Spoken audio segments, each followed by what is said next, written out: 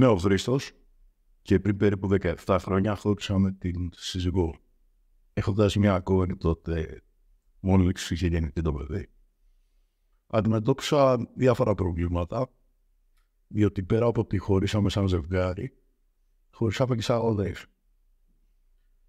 Αποτέλεσμα να κάνω δικαστήρια στη σύζυγό μου για να μπορώ να βλέπω την κόρη μου με μεγάλη ταλαιπωρία και ψυχική και οικονομική.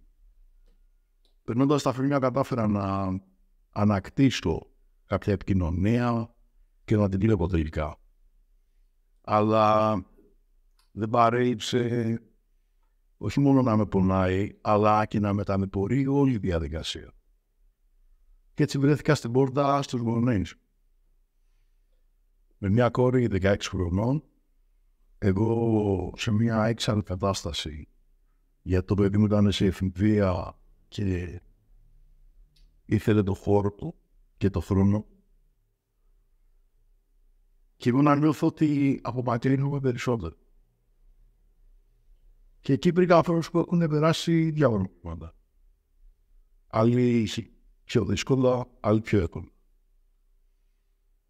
Το βασικότερο όμως για μένα είναι ότι βρήκα υποστήριξη. Βρήκα ανθρώπους να με πείσω, δώσανε κατευθύνσεις όπως σε ψυχολόγους, όπως με δικηγορικό πλαίσιο να με βοηθήσουν σε οτιδήποτε νομικό χρειαζόμουν. Και το βασικότερο, έναν φίλο και σύμμαχο που με καταλαβαίνει και δεν νιώθω ούτε μόνος μου να παλεύω με όλους,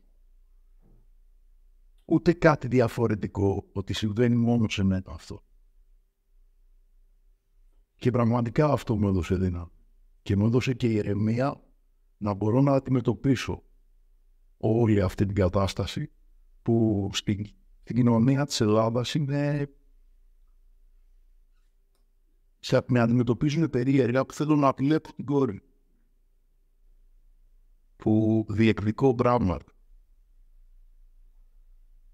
Και εκεί κατάλαβα ότι δεν είναι μόνος μου.